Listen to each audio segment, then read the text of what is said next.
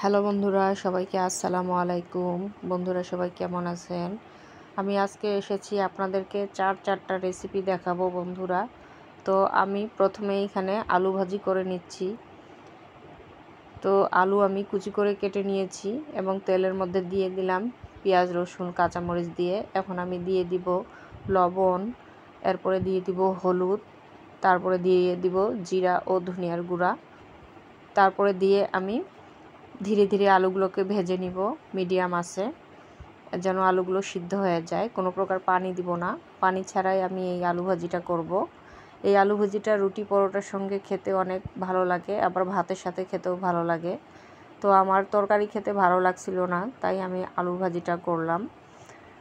আলুর ভাজি আর ভাত আমার খুব পছন্দ। তো বন্ধুরা, আলু ভাজিটা হয়ে গিয়েছে। তো রেসিপিটি কেমন লাগলো অবশ্যই জানাবেন। অন্যদিকে আমি চুলায় আরেকটা প্যান বসিয়ে দিয়েছি। এখানে আমি ডাঁটা শাক ধুয়ে নিয়ে বসিয়ে দিয়েছি। শাকটা সিদ্ধ হয়ে গিয়েছে। এখন আমি শাকটা নামিয়ে নিব একটা ছাঁকনির মধ্যে, পানিটা ঝরিয়ে নিব। অন্যদিকে আমি চুলায় আরেকটা প্যান বসিয়ে দিয়ে পেঁয়াজ, রসুন, কাঁচামরিচ দিয়ে দিলাম পরিমাণ মতো।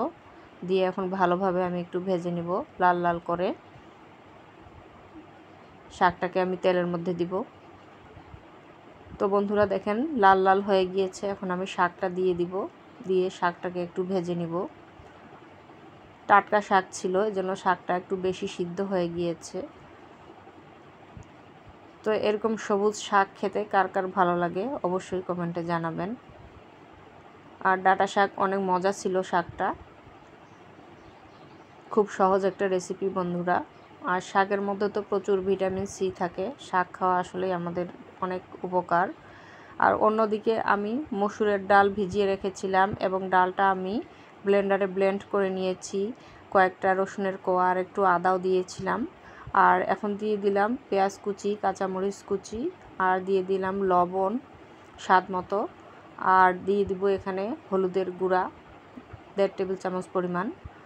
আর দিয়ে দিব এখানে লাল মরিচের গুঁড়া। আর দিয়ে দিব এখানে ধনিয়া ও জিরার গুঁড়া আর সামান্য পরিমাণ বেকিং সোডা।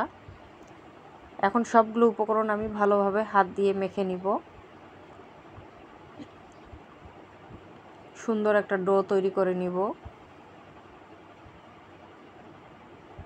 তো একটু সময় নিয়ে সবগুলো উপকরণ ভালোভাবে মিক্সড করতে হবে। তো মিক্সড হয়ে গিয়েছে বন্ধুরা। এখন আমি চুলায় প্যান বসিয়ে দিয়েছি। তো বন্ধুরা, আমি এখানে প্যানের মধ্যে মাছ ভেজে নিয়েছি আগেই। মাছ ভাজা তেলেই আমি এখানে পেঁয়াজগুলো দিয়ে দিলাম। পেঁয়াজু বলেন আর বড়া বলেন, যেটাই বলেন না কেন, এটাও ভাত দিয়ে খেতে আসলে অসাধারণ লাগে। তো আমি পেঁয়াজুগুলো দিয়ে দিলাম। আমি মাছ ভাজাটাও দেখাবো আপনাদেরকে। তো বন্ধুরা, সবগুলো বড়া আমি দিয়ে দিলাম। এখন আমি ভালো করে লাল লাল করে ভেজে নিব, মিডিয়াম চুলার আঁচে ভেজে নিব। তো দেখেন বন্ধুরা, আমি সবগুলো বড়া ভেজে নিলাম।